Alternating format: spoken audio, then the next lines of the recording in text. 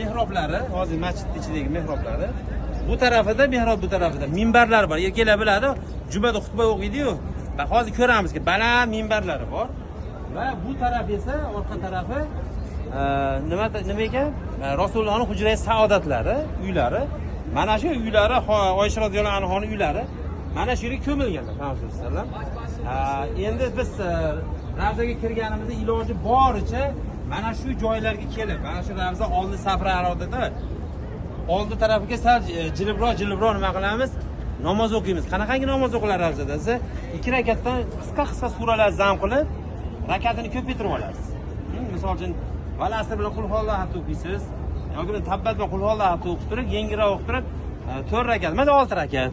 6 rakat emas, 8 rakat o'qib olsak, qanchaga bor namozimiz rakati ko'payadigan bo'lsa, bir rakatga 50 minggacha deyilgan savobi.